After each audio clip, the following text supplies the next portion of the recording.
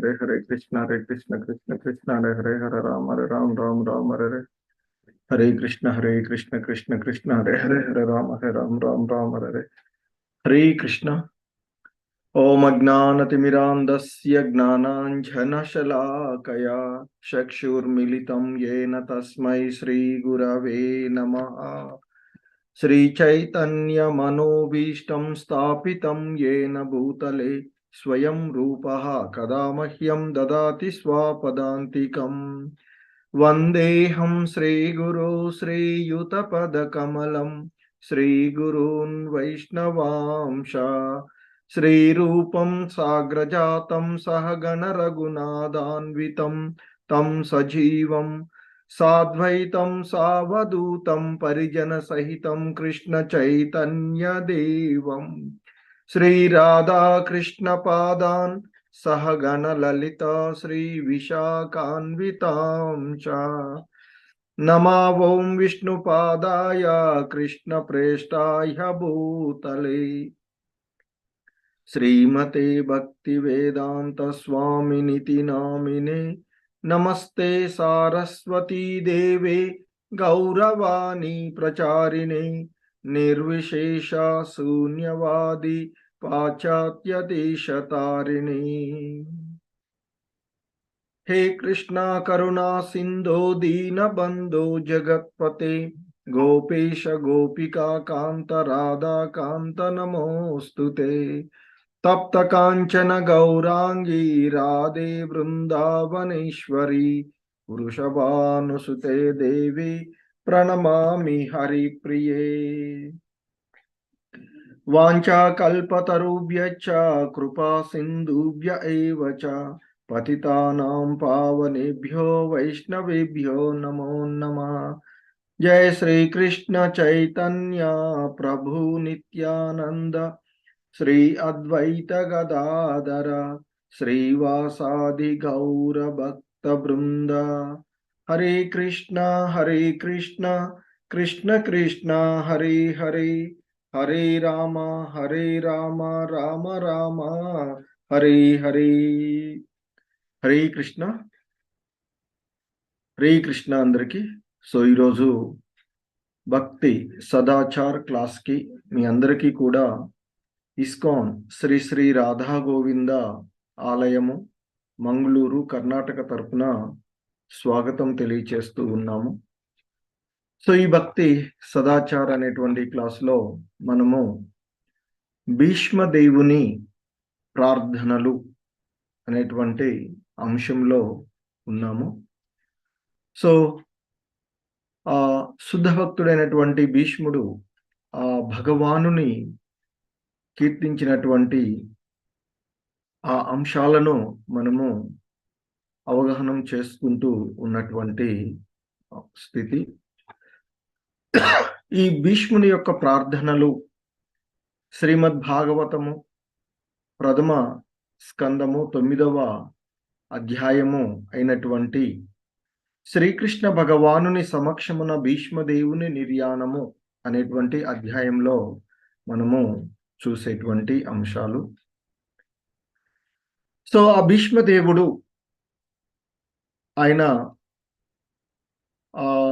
తన యొక్క వివిధ రకాలైనటువంటి ఆలోచనల నుండి బయటపడుతూ ఆయన ఆ కృష్ణ భగవాను యందు తన మనసు సంలగ్నమయ్యే విధానాన్ని ఆయన కీర్తిస్తూ ఉన్నటువంటి పరిస్థితిని మనం చూస్తూ ఉన్నాము. సో ఆ క్రమంలో ఆయన ఆ భగవంతుణ్ణి కీర్తిస్తూ శ్రీకృష్ణుడు అర్జునుడి యొక్క స్నేహితుడు, అతడు ఆ తమాల వృక్షపు నీలిరంగు ఛాయగల దివ్య దేహంతో ధరిత్రియందు అవతరించినటువంటి వాడు. మరి అతని రూపము ఈ త్రిభువనములందు కూడా అంటే ముల్లోకాల యందు కూడా ప్రతి ఒక్కరిని ఆకర్షించినటువంటిది.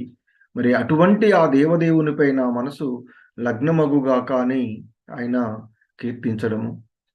అలాగే ఆ కురుక్షేత్ర యుద్ధరంగంలో పాల్గొంటూ ఉన్నటువంటి ఆ కృష్ణ భగవానులు, అలాగే భీష్ముడు అతనితో చేస్తూ ఉన్నటువంటి యుద్ధం వలన వారి మధ్య జరిగినటువంటి ఆ సన్నివేశాలన్నిటినీ గుర్తు చేసుకుంటూ ఆ భగవంతుడు ఆనందాన్ని పొందినటువంటి విషయాన్ని గుర్తు చేస్తూ అటువంటి కృష్ణుడి యందు నా మనసు సంలగ్నమగుగాక అంటూ ఆ భగవంతుడిని పైన ఆ భీష్ముడు ఏ విధంగా అయితే ఆయనకి చరణజొచ్చుతూ ఉన్నాడో ఆ విషయాలను చూస్తూ ఉన్నాం. అలాగే ఇంకా ఆ కృష్ణ భగవానుల వారి కీర్తిస్తూ మిత్రుడైనటువంటి అర్జునుడి యొక్క ఆజ్ఞకు బద్ధుడైనటువంటి, అంటే ఇక్కడ ఆ భగవంతుడు సాధారణంగా ఎవరికి కూడా బద్ధుడు కానటువంటి వాడు. కానీ తన భక్తులకు అతడు బద్ధుడవుతాడు అనేటువంటి విషయం ద్వారా ఇక్కడ కురుక్షేత్ర యుద్ధ రంగంలో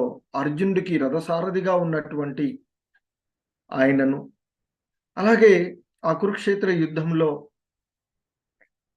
ఎదుటిపక్ష వారి సైన్యంలో ఆయన చూపుల ద్వారా వారి ఆయువును తగ్గించినటువంటి ఆ భగవంతుని యందు నా మనస్సు ఏకాగ్రత చెందునుగాక అంటూ కీర్తించడము. సో ఇంకా ఆ కృష్ణుడు ఈ ధరిత్రి పైన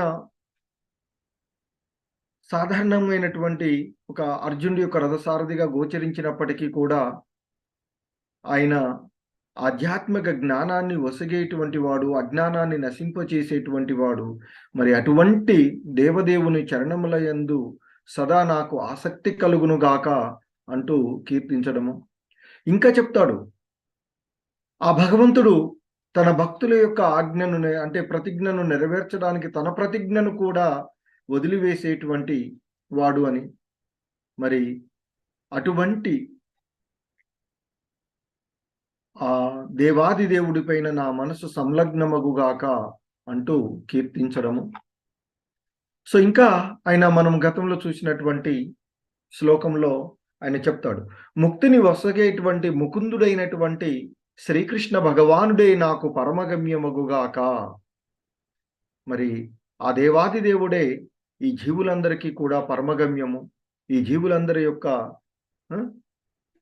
పరమగమ్యమైనటువంటి ఆ భగవంతుడు, ముక్తిని వసగేటువంటి వాడు ఆ ముకుందుడు శ్రీకృష్ణుడే నాకు పరమ గమ్యమగుగాక అంటూ వారిద్దరి మధ్య జరిగినటువంటి యుద్ధ విషయాన్ని గుర్తు చేసుకుంటూ, నా యొక్క తీక్షణమైనటువంటి బాణముల వలన కలిగిన గాయముల వలన క్రోధితుడైనట్లుగా అతడు యుద్ధరంగమున నన్ను వధింప సమకట్టెను. అతని వచము అతని యొక్క ఆ కవచము ధ్వంసమై గాయముల వలన దేహము రక్తసిక్తమై ఉండెను. సో అటువంటి, అంటే అక్కడ భక్తులతో ఆయన బయటకు ఆ విధంగా కనిపించినటువంటి ఆ కృష్ణ భగవానుడు ఆ యుద్ధ రంగంలో అర్జునుడికి ఆ భీష్ముడు అర్జునుని పైన వదిలినటువంటి బాణాల వలన దాదాపుగా అర్జునుడు హతం అయ్యేంత పరిస్థితిగా ఉన్నటువంటి సందర్భంలో ఆ కృష్ణ భగవానుడు అత్యంత క్రోధంతో భీష్ముని వైపుకు పరుగు తీసినటువంటి ఆ సందర్భంలో ఆయన గుర్తు చేసుకుంటూ ఆ భీష్ముడు ఆయనను కీర్తిస్తూ ఉన్నటువంటి అంశాన్ని మనము చూసినటువంటిది. సో ఇంకా మరికొన్ని ప్రార్థనలు ఈరోజు ఈ క్లాసులో చూస్తూ ఆ భీష్మదేవుని యొక్క ప్రార్థనలు మనము భాగవతంలో ఉన్నటువంటి అంశాలను మరికొన్నింటిని ఈరోజు చూస్తూ ఉన్నాము. హరే కృష్ణ.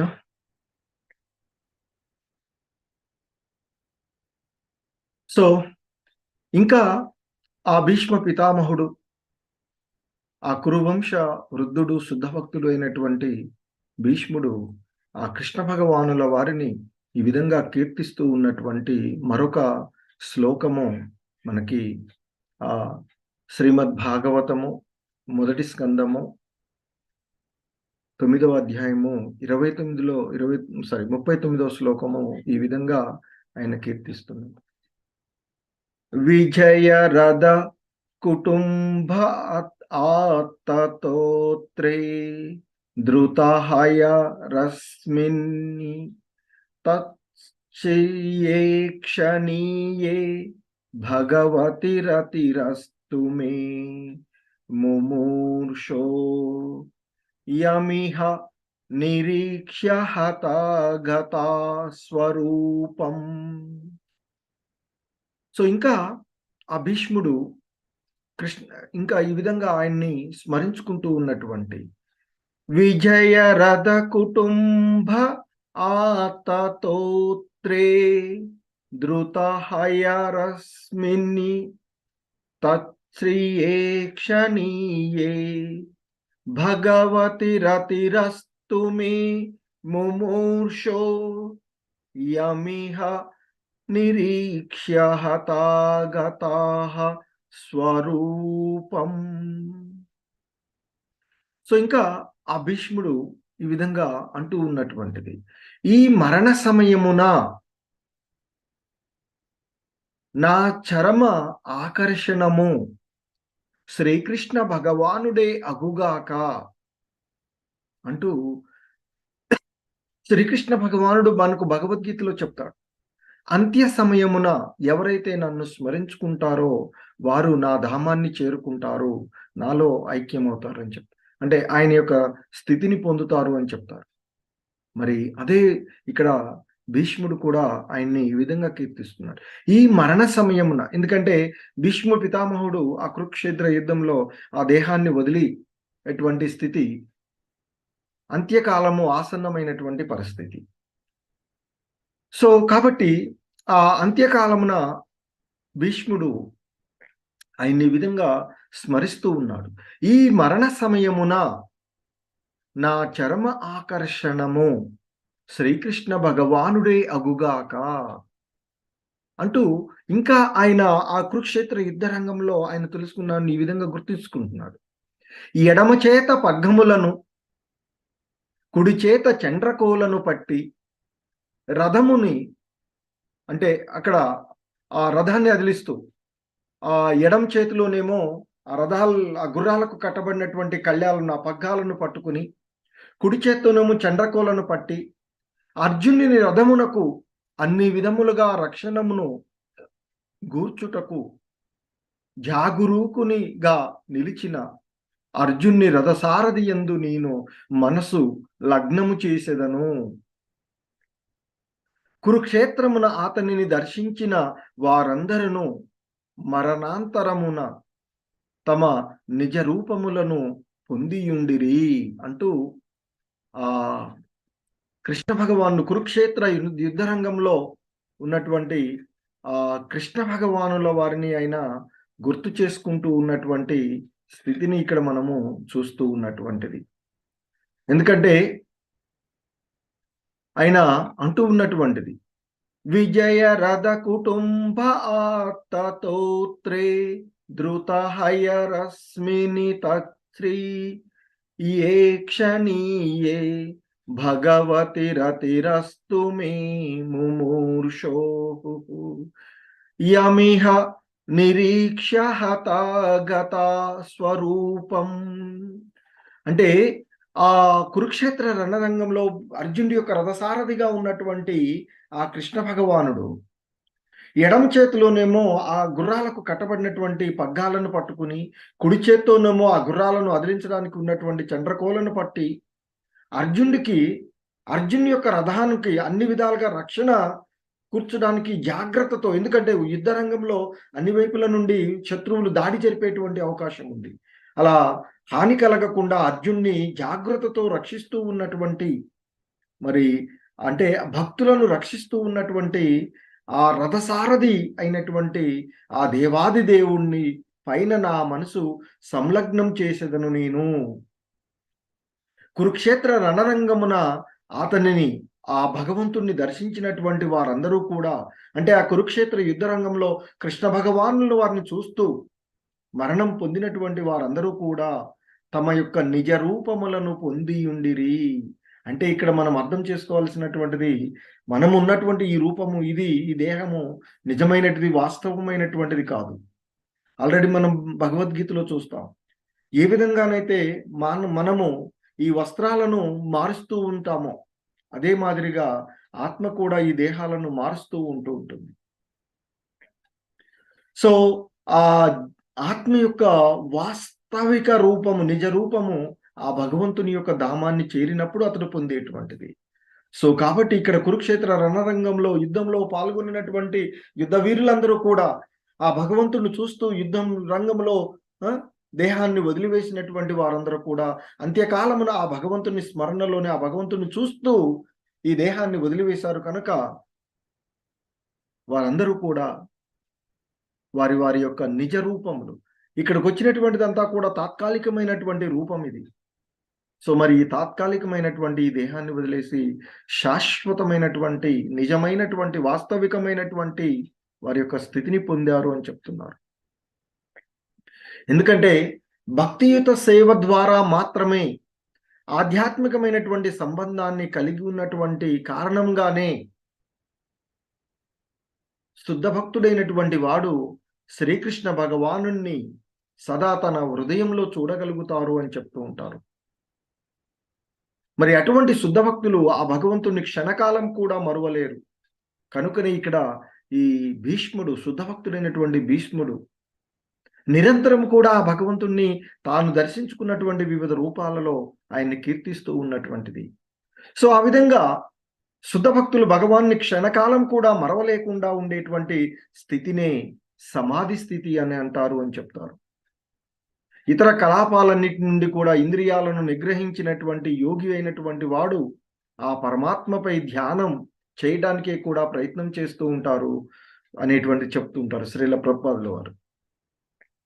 ఆ విధంగా ఆ యోగి అయినటువంటి వాడు కూడా ఇంద్రియ కలాపాలన్నింటినీ కూడా వదిలివేసి మనసును నిగ్రహించుకుని ఆ పరమాత్మ పైన ధ్యానం చేసి చివరకు అతడు కూడా ఆ సమాధి స్థితిని పొందుతారు అని చెప్తారు.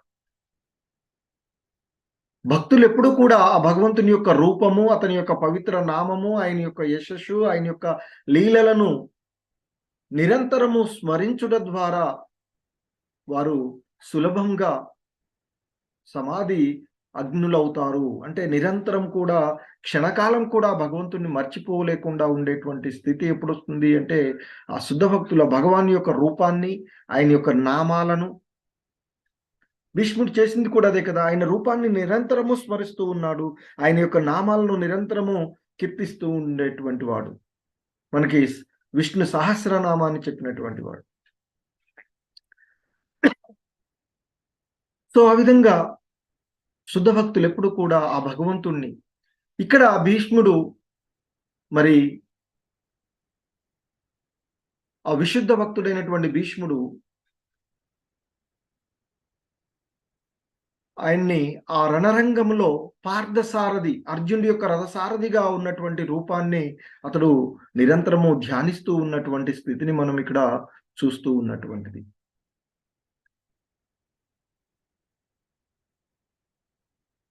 సో అలాగే మరొక శ్లోకంలో ఆ భగవంతుడుని భీష్ముడు కీర్తిస్తూ ఉన్నటువంటి విషయాన్ని మనము చూడవచ్చు. హరే కృష్ణ.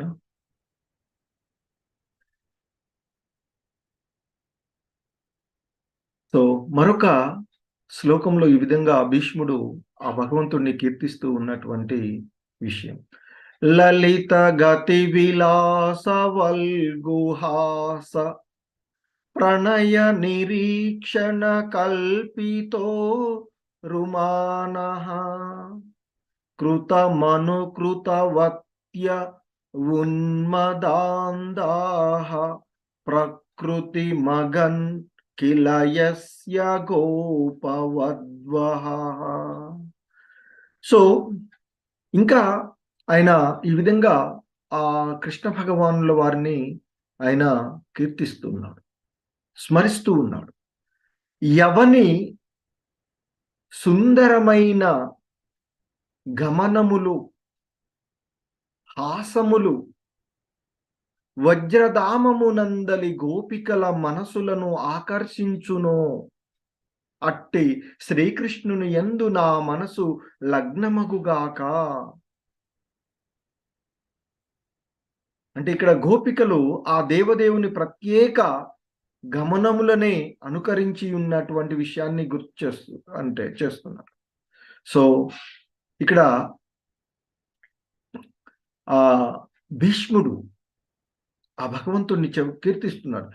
ఎవని సుందరమైన గమనములు, అంటే ఆ కృష్ణ భగవాన్ యొక్క సుందరమైనటువంటి గమనాలు, హాసములు అంటే ఆ నవ్వులు, వజ్రధామమునందలి ఆ వ్రజధామమునందలి అంటే ఆ బృందావనం వ్రజధామమునందలి గోపికల మనసులను ఆకర్షించునో అట్టి శ్రీకృష్ణుని యందు నా మనసు లగ్నమగుగాక.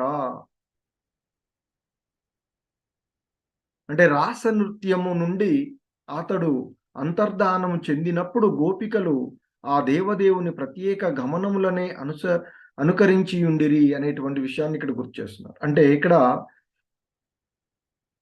ఆ బృందావనంలో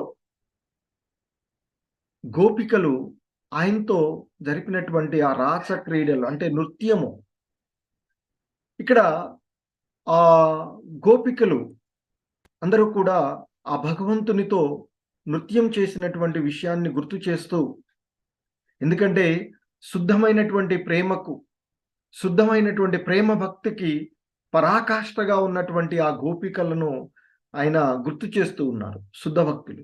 సో ఎందుకంటే ఆయన శుద్ధ భక్తుల యొక్క అనుగ్రహము, శుద్ధ భక్తులను కీర్తించినప్పుడే ఆ భగవంతుడు ఆనందపడుతూ ఉండేటువంటి.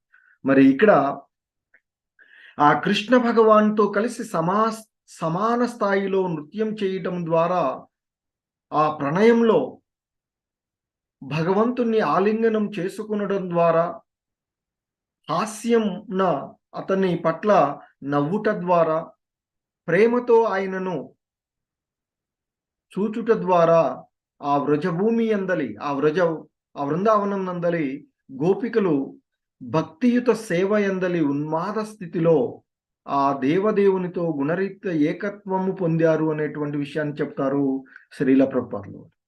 మరి అటువంటి ఆ శ్రీకృష్ణునికి అర్జునునికి గల సంబంధాన్ని భీష్మదేవుడు వంటి భక్తుడు నిస్సందేహంగా గుర్తు చేసుకుంటూ ఉన్నటువంటిది. మరి ఆ గోపికలతో ఆ దేవదేవునికి గల సంబంధాన్ని మరింత ప్రశంసనీయమైనదిగా అంతకుముందు అర్జునుడి గురించి చెప్తున్నారు.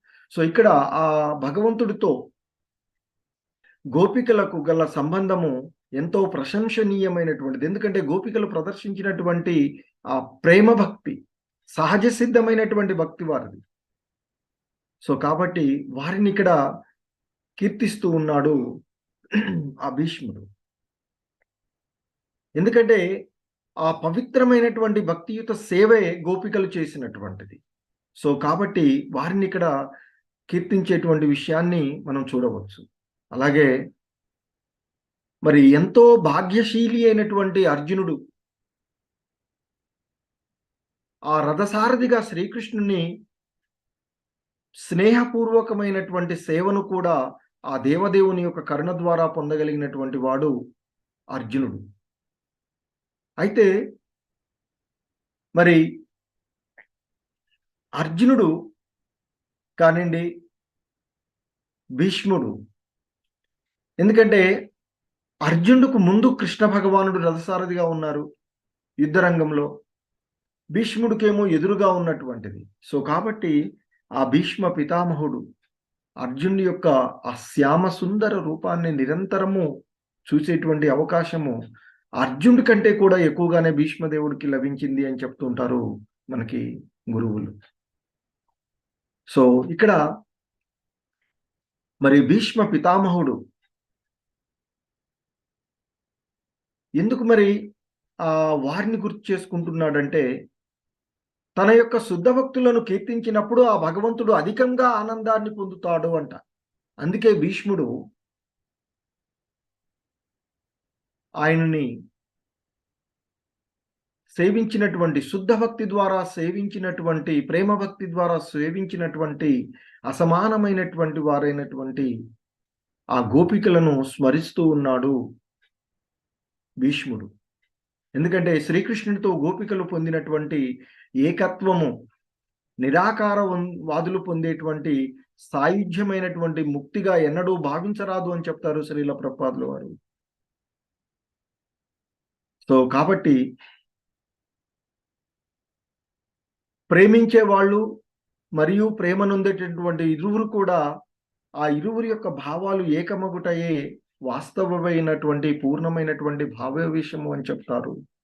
సో మరి అది ఆ గోపికలు ప్రదర్శించినటువంటి భక్తి. సో ఇంకా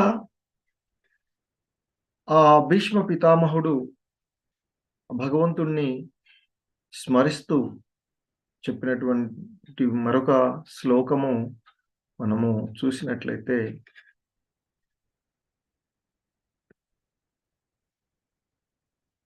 ఇంకా ఆయన ఈ విధంగా ఆయన్ని ఆ దేవాది దేవుడైనటువంటి కృష్ణ భగవానుల వారిని కీర్తిస్తూ ఉన్నటువంటి అంశము మరొక శ్లోకం. మునిగణ నృపవర్య సంకులేంతః సదసి యుధిష్ఠర రాజసూయ ఏషాం అర్హణముపపేద ఈక్షణీయో మమ దృషిగోచర ఏష అవిరాత్మా. సో ఇంకా ఆయన ఈ విధంగా అంటున్నాడు, మునిగణ నృపవర్య సంకులేంతః సదసి యుధిష్ఠర రాజసూయ ఏషాం అర్హణముపపేద ఈక్షణీయో మమ దృషిగోచర ఏష ఆవిరాత్మా. సో ఇంకా ఆ భీష్మ పితామహుడు ఈ శ్లోకం యొక్క అర్థం చూసినట్లయితే ఆయన ఈ విధంగా అంటున్నాడు. ఏ విధంగా ఆయన ఇంకా కీర్తిస్తున్నాడంటే, ఆయన ఆ భగవంతుడితో గడిపినటువంటి విషయాలను స్మరించుకుంటూ చెప్తున్నటువంటి, ధర్మరాజు వనరించిన రాజసూయ యాగమున మునులు రాజుల వంటి ప్రపంచం యొక్క శ్రేష్ఠ జనులతో నిండిన గొప్ప సభయందు శ్రీకృష్ణుడు ప్రతి ఒక్కరిచే దేవదేవునిగా పూజింపబడినాడు. ఆ దేవదేవుని యందు మనసును సంలగ్నము చేయుటకై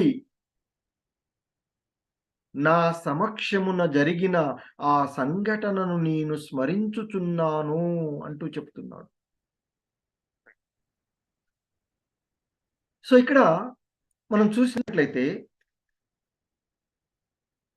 ఆ కురుక్షేత్ర రణరంగములో విజయం సాధించిన తర్వాత ప్రపంచానికి చక్రవర్తి అయినటువంటి భూమండలానంతటికి కూడా చక్రవర్తి అయినటువంటి ఆ యుధిష్ఠిర మహారాజు అంటే ధర్మరాజు, ఆయన అంటున్నాడు ఇక్కడ, సదసి యుధిష్ఠిర రాజసూయ ఏషాం. మరి ఎవరు అక్కడికి వచ్చారంటే మునిగణ నృపవర్య సంకులేంతః. సో అంటే ఆ ధర్మరాజు, ప్రపంచ చక్రవర్తి అయినటువంటి ధర్మరాజు చేసినటువంటి రాజసూయ యాగమున మునులు రాజుల వంటి ప్రపంచం యొక్క శ్రేష్ఠులందరూ కూడా అక్కడికి వచ్చారట, ఆ రాజసూయ యాగ సభ అక్కడికి. మరి ఆ శ్రేష్ఠ జనులతో నిండినటువంటి గొప్ప సభలో ఆ శ్రీకృష్ణ భగవానుడు అగ్రతాంబూలం అందుకున్నటువంటి వాడు. అక్కడికి వచ్చినటువంటి వారిలో శ్రేష్ఠులుగా దేవదేవుడుగా ఎరిగినటువంటి ఆ భీష్ముని యొక్క సలహా మేరకు యుధిష్ఠిర మహారాజు ధర్మరాజు ఆ కృష్ణుడికి అగ్రతాంబూలం ఇచ్చి పూజిస్తారు. అంటే అక్కడ అందరూ కూడా, అక్కడికి వచ్చినటువంటి వాళ్ళందరూ కూడా ఆ దేవదేవుని, కృష్ణ భగవాన్ని దేవదేవునిగా పూజించారు అని చెప్తున్నారు. మరి అటువంటి ఆ దేవదేవుని యందు మనస్సు సంలగ్నము చేయడానికై నా సమక్షంలోనే జరిగింది. నేను కూడా ఉన్నాను అక్కడ ఆ సభలో. మరి ఆ నా సమక్షంలో జరిగినటువంటి అటువంటి ఆ సంఘటనను నేను మరలా మరలా గుర్తు చేసుకుంటూ ఉన్నాను అని చెప్తూ ఉన్నారు. ఎందుకంటే పూర్వకాలంలో రాజు తన రాజ్య సింహాసనాన్ని అధిష్ఠించిన తర్వాత తన యొక్క ఆధిపత్యాన్ని చాటుకోవడానికి ఒక అశ్వాన్ని ప్రపంచంలో 4 దిక్కులకు పంపిస్తారట. తన రాజ్యంలో ఉన్నటువంటి అన్ని దిక్కులకు. సాధారణంగా ఎవరైతే రాజు చక్రవర్తి యొక్క ఆధిపత్యాన్ని అంగీకరిస్తారో వాళ్ళంతా సాధారణంగానే వదిలేస్తారు ఆ గుర్రాన్ని.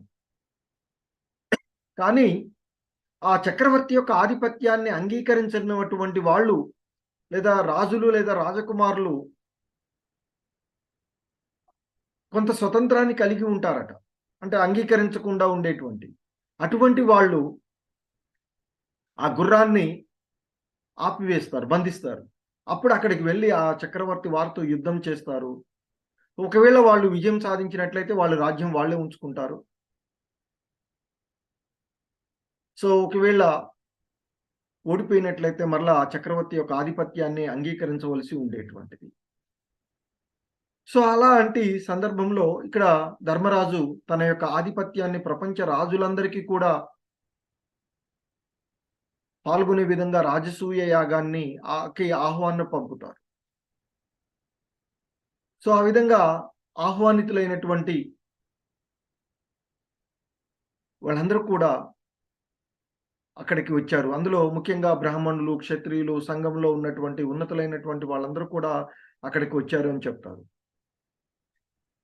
సో, అట్టి ఆ మహోత్సవమైనటువంటి సభలో శ్రీకృష్ణుడు అందరి చేత ఆకర్షించబడి, అందరి నయనాలకు కూడా ఆయన పరమాకర్షితుడయ్యారని చెప్తారు.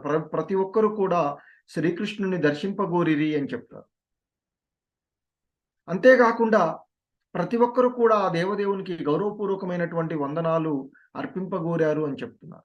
మరి ఆ విషయాన్ని ఈ భీష్మదేవుడు గుర్తు తెచ్చుకుంటూ తన యొక్క ఆరాధ్య దైవమైనటువంటి శ్రీకృష్ణుడు భగవానుడు స్వయంగా ఉపస్థితుడై ఉన్నటువంటి దాన్ని చూసి ఆయన ఆ విధంగా భగవంతుణ్ణి ధ్యానించటం చేస్తూ ఉన్నాడు. సో, ఆ విధంగా ఆ భగవంతుని యొక్క కర్మలను, రూపాలను, లీలలను, నామాన్ని, యశస్సును ధ్యానించడమే అశుద్ధ భక్తి. సో, అటువంటి ఆ ధ్యానంలో ఇక్కడ భగవంతుడు పైన చేస్తూ ఉన్నటువంటి వాడు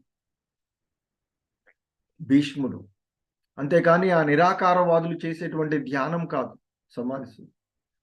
సో, అటువంటిదంతా కూడా వృధా ప్రయాసే అని చెప్తూ ఉంటారు. అది ఆ ధ్యానం కష్టతరమైనదని కూడా చెప్తారు మనకి భగవద్గీతలో. అలాగే భగవంతుని యొక్క ఆ దివ్యమైనటువంటి కర్మలు ఇతరుల కర్మలకు భిన్నమైనవి అనేటువంటి విషయం కూడా మనకి భగవద్గీతలో చెప్పబడినటువంటిది. సో, మరి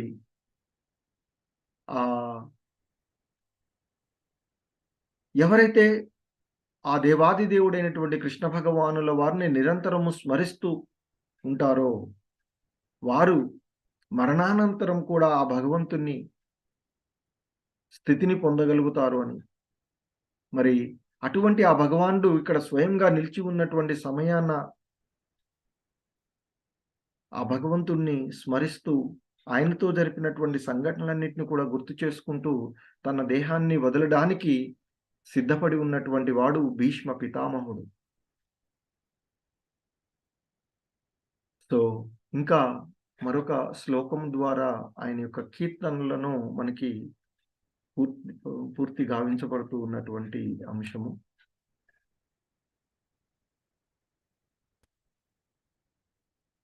సో, ఇంకా ఈ విధంగా ఆయన కీర్తిస్తూ ఉన్నాడు, స్మరించుకుంటూ ఉన్నాడు భగవంతుడిని. తమిమమహమజం శరీరభాజాం హృది హృది దిష్టతమాత్మ కల్పితానాం ప్రతిదృశమివ నైకతార్కమేకం సమధిగతోస్మి విదూత భేదమోహ. సో ఇంకా ఆయన ఈ విధంగా కీర్తిస్తూ ఆయన్ని స్మరించుకుంటూ తన దేహాన్ని చాలించడానికి భీష్ముడు సిద్ధమవుతూ ఉన్నటువంటిది. ఎందుకంటే భీష్ముడు తన యొక్క మరణాన్ని తాను స్వయంగా ఆహ్వానిస్తే వచ్చేటువంటి వరాన్ని పొంది ఉన్నటువంటి వాడు.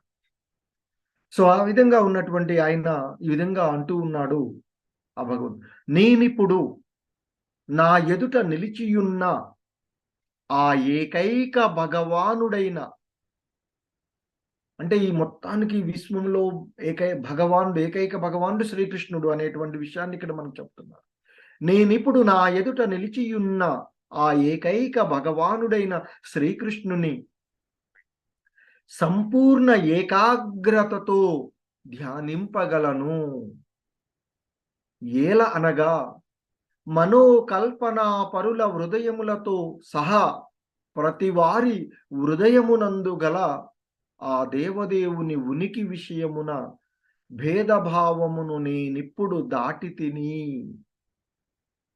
సూర్యుడు అనేక విధములుగా గోచరించినను వాస్తవమునకు ఏకమయ్యున్నాడు అంటూ ఆ కృష్ణ భగవానుల వారిని, సో మనం చూస్తూ ఉన్నప్పుడు సూర్యుడు మనకు ఒక్కొక్కసారి ఉదయం దిక్కున ఉండేటువంటిది, మధ్యాహ్నం ఒక రకంగా నెత్తిన కనిపిస్తారు, సాయంత్రం ఆ విధంగా. కానీ ఆయన ఒక్కడే. సో ఇక్కడ భీష్ముడు కూడా అదే చెప్తున్నాడు. నేనిప్పుడు నా ఎదుట నిలిచియున్న ఆ ఏకైక భగవానుడైన శ్రీకృష్ణుని సంపూర్ణ ఏకాగ్రతతో ధ్యానింపగలను. అంటే తను పరిపూర్ణమైనటువంటి స్థితి, తాను చేరుకున్నటువంటి స్థితిని తాను తెలుసుకున్నటువంటి వాడు భీష్మ పితామహుడు.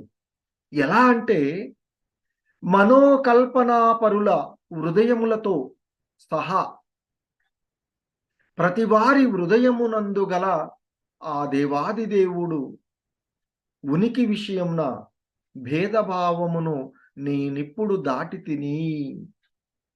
అంటే అందరి హృదయాలలో ఉన్నటువంటి ఆ హృదయస్థ పరమాత్ముణ్ణి ఆయన దర్శించగలిగినటువంటి వాడు. సో ఇక విభిన్నమైనటువంటి భావాలన్నిటిని కూడా దాటి ఉన్నటువంటి వాడు. ఎలా అంటే చెప్తున్నాడు ఆయన, సూర్యుడు అనేక విధాలుగా గోచరించినప్పటికీ కూడా వాస్తవానికి ఒకే ఒక్కడు. అలాగే కృష్ణ భగవానుడు అందరి హృదయాలలో భిన్నాలుగా కనిపిస్తూ ఉన్నప్పటికీ ఆయన ఏకైక పరమాత్ముడే. అంటే భిన్నగా వివిధ అందరి హృదయాలలో కలిసి ఉన్నప్పటికీ కూడా ఆయన ఒక్కడే అనేటువంటి విషయాన్ని సర్వము వ్యాపించి ఉన్నటువంటి వాడిగా ఎరిగినటువంటి వాడు భీష్మ పితామహుడు. సో ఆ స్థితిని నేను అవగాహన చేసుకున్నాను కాబట్టి మరి నా ఎదుట నిలిచి ఉన్నటువంటి ఆ భగవాన్ని నేను సంపూర్ణమైనటువంటి ఏకాగ్రతతో ధ్యానించగలను. అంటే ఇక ఈ అంత్య సమయమున నేను ఆయనని ధ్యానిస్తూ ఉండగలను అనేటువంటి విషయాన్ని ఆయన గుర్తు చేస్తూ ఉన్నటువంటిది. సో ఆ విధంగా ఆ మరణ సమయమున ఆ భగవంతుణ్ణి స్మరిస్తూ ఈ దేహాన్ని వదలడం ద్వారా ప్రతి జీవుడు కూడా తన యొక్క యథార్థమైనటువంటి స్థితిని పొందేటువంటి విషయాన్ని మనము ఇక్కడ గుర్తు తెలుసుకోవలసినటువంటిది. సో ఆ విషయాన్నే ఇక్కడ మనకి భీష్మ పితామహుడు చెప్తూ ఉన్నారు. అలాగే మనకి శ్రీల ప్రభుపాదుల వారు కూడా శ్రీమద్ భాగవతం భాష్యంలో ఆయన చెప్తూ ఉంటాడు, శ్రీకృష్ణ భగవానుడు ఒకే ఒక్క పూర్ణ పురుషోత్తముడైనను తన అచింత్య శక్తి ద్వారా వివిధ ప్రధాన అంశములుగా విస్తరించియుండును. అన్ని అవతారాలకు కూడా మూల ఆధారము శ్రీకృష్ణ భగవానుడే అనేటువంటి విషయాన్ని మనము ఏమో చెప్తున్నాడు. హరే కృష్ణ.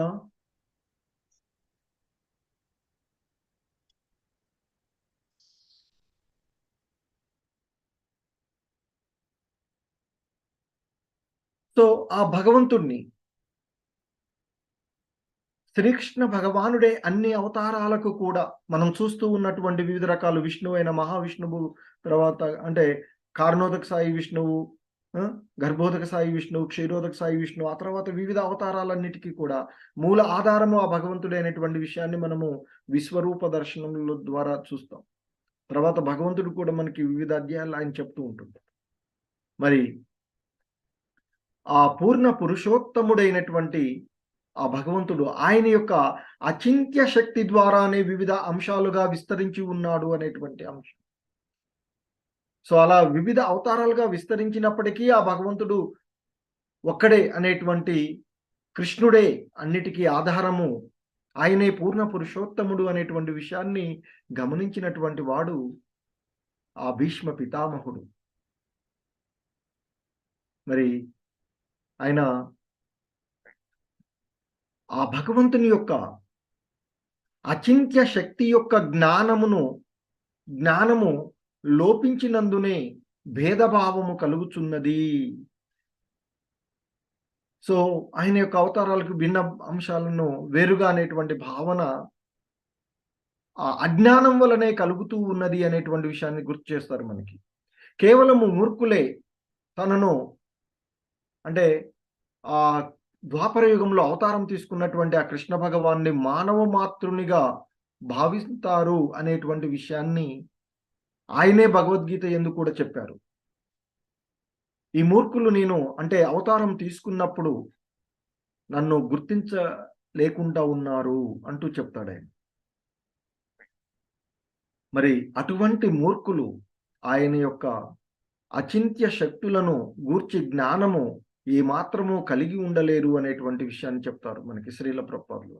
సూర్యుడు ప్రపంచమంతటా ప్రతి ఒక్కరి ఎదుట ప్రత్యక్షమై ఉన్నట్లు ఆ దేవదేవుడు తన అచింత్య శక్తి ద్వారా ప్రతివారి హృదయమందు విరాజమానుడై ఉన్నాడు.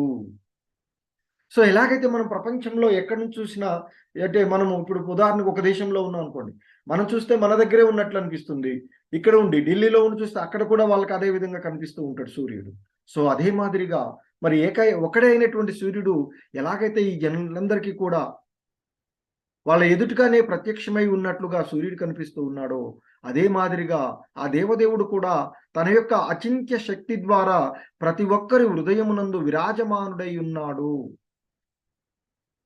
మరి అటువంటి పరమాత్మ రూపము అతని ప్రధాన రూపముల విస్తారమై ఉన్నది.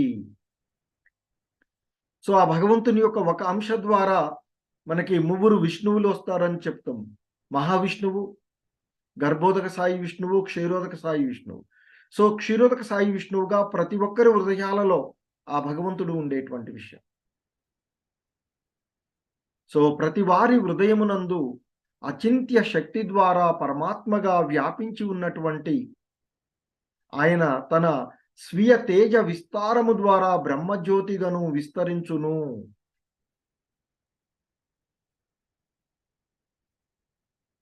సో బ్రహ్మజ్యోతి శ్రీకృష్ణ భగవాన్ యొక్క దేహకాంతి అని బ్రహ్మ సమితిలో తెలుపబడినటువంటిది. సో మనం సాధారణంగా బ్రహ్మము, తర్వాత పరమాత్మ, భగవానుడు అనేటువంటి 3 విధాలుగా భగవంతుడిని మనం. సో ఇక్కడ ఆ బ్రహ్మజ్యోతి అనేటువంటిది ఆ భగవంతుని యొక్క దేహకాంతి. ఎలాగైతే సూర్యుడి నుంచి సూర్యకాంతి ఉంటుందో, సో ఆ మాదిరిగా ఈ బ్రహ్మజ్యోతి అనేటువంటిది ఏదైతే ఉందో అది ఆ భగవంతుని యొక్క దేహకాంతి అని బ్రహ్మ సమితిలో బ్రహ్మ చెప్పినటువంటి దాంట్లోనే ఉన్నటువంటి విషయాన్ని మనకి గుర్తు చేస్తారు శ్రీల ప్రభుపాదుల వారు. అలాగే మరి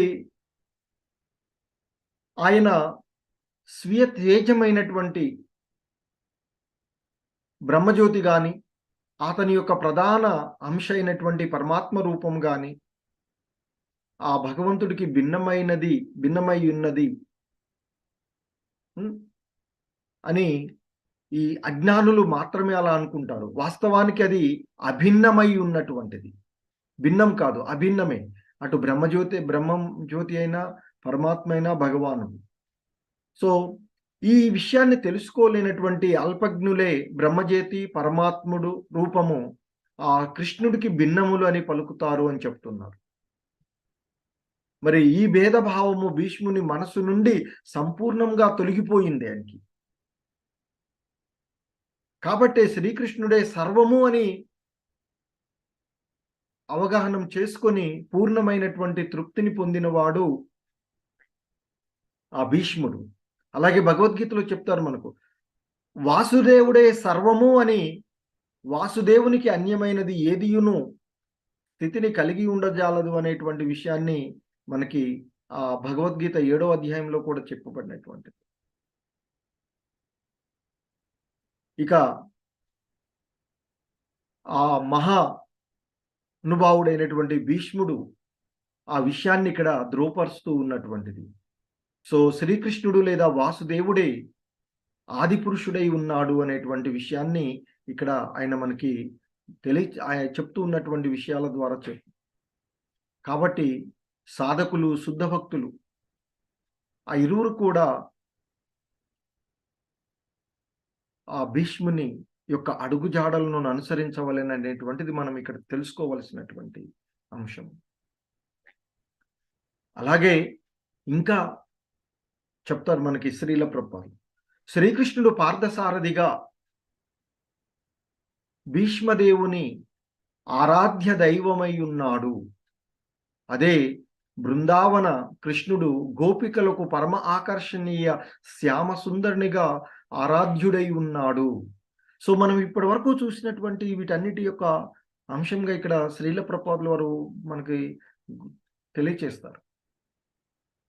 మరి ఇక్కడ భీష్ముడేమో క్షత్రియుడైనటువంటి భీష్ముడు, ఆయన యుద్ధ నైపుణ్యాన్ని కలిగి అటువంటి ఆయనకు ఆరాధ్యమైనటువంటి వాడు ఎవరు అంటే కృష్ణుడి యొక్క పార్థసారథిగా ఉన్నటువంటి, అంటే అర్జునుడి యొక్క రథసారథిగా ఉన్నటువంటి భీష్ముడు, అంటే ఆ కృష్ణ భగవానుడు భీష్మునికి ఆరాధ్య దైవమై ఉన్నాడు. అలాగే బృందావనంలో ఉండేటువంటి గోపికలకేమో ఆయన యొక్క శ్యామ సుందరుడుగా పరమాకర్షణి కృష్ణుడు, ఆ బృందావన కృష్ణుడు శ్యామ సుందరుడుగా ఆరాధ్యుడై ఉంటాడు. కానీ ఇక్కడ శ్రీల ప్రభుపాదుల వారు చెప్తారు, అల్పజ్ఞులైనటువంటి పండితులు కొన్ని మార్లు పొరపడి బృందావన కృష్ణుడు కురుక్షేత్ర కృష్ణుడు భిన్న పురుషులని భావిస్తారు. కానీ భీష్మునకు అటువంటి భేదభావములన్నీయును సమసిపోయినవి. అందుకే కదా ఆయన అన్నిటినీ గుర్తు చేసుకుంటూ చెప్తూ ఉన్నటువంటి నిరాకార జ్యోతిగా నిరాకారవాదుల లక్ష్య వస్తువు ఆ బ్రహ్మజ్యోతి కదా. యోగుల పరమగమ్యమైనటువంటి పరమాత్మ వాస్తవమునకు శ్రీకృష్ణుడే. అంటే నిరాకారవాదులు ఆ బ్రహ్మజ్యోతిలో లీనమైపోవాలని అనుకున్నా, యోగులు ధ్యానం ద్వారా స్మరిస్తూ ఆ పరమాత్మలో లీనం సమాధి స్థితికి చేరుకునే వీటన్నిటి యొక్క గమ్యము, అంతిమ గమ్యము శ్రీకృష్ణుడే అనేటువంటి విషయాన్ని చెప్తున్నారు. శ్రీకృష్ణుడే బ్రహ్మజ్యోతి మరియు పరమాత్మ రూపములై ఉన్నాడు అని చెప్తున్నారు. అంతేగాని వాటి యందు కృష్ణుడు గాని కృష్ణుడితో సంబంధం గాని లేదు. ఆయన యొక్క స్వీయ రూపమున శ్రీకృష్ణుడు పార్థసారథి మరియు బృందావన శ్యామసుందరుడైనను నిరాకారమున మాత్రము బ్రహ్మజ్యోతి యందు గాని పరమాత్మ రూపమునందు గాని అతడు లేడు. అలాగే భీష్మదేవుని వంటి ఆ గొప్ప శుద్ధ భక్తులు శ్రీకృష్ణ భగవానుడి యొక్క ఆ వివిధ రూపాలను అవగతం చేసుకునేందునే సర్వరూపములకు ఆదిగా శ్రీకృష్ణ భగవానుణ్ణి ఎరిగి ఆ దేవదేవుణ్ణి వారు అర్చించారు. ఆ విధంగా భీష్ముడు ఆ కృష్ణ భగవాన్ని కీర్తించినటువంటి కీర్తనలను తన మరణ సమయంలో అంత్య సమయమున అంపశైపై ఉన్నటువంటి ఆ భీష్ముడు కృష్ణ భగవానుల వారిని స్మరిస్తూ చేసినటువంటి ప్రార్థనలను మనము ఇప్పటి వరకు తెలుసుకున్నటువంటి అంశాలు. సో ఇది భీష్మ దేవుని యొక్క ప్రార్థనలు, ఆ భగవంతుని గురించి మనము చూసినటువంటివి. హరే కృష్ణ. నెక్స్ట్ వీక్ మరొక అంశము, ఇది ఇక భీష్మదేవుని యొక్క ప్రార్థనలు ఇంతటితో సమాప్తం. ఇది అంటే ఇక్కడ వరకు ఇవి మనము అంటే భాగవతంలో ఉన్నటువంటి అంశాలను మనము చూసినటువంటివి. వీటికి కొన్ని వ్యాఖ్యానాలు ఇస్కాన్ వ్యవస్థాపక ఆచార్యులైనటువంటి శ్రీల ప్రభుపాదుల వారి ద్వారా మనం దీన్ని అవగాహన చేసుకోవడానికి ప్రయత్నం చేశాము. హరే కృష్ణ. జగద్గురు శ్రీల ప్రభుపాద్కి జై.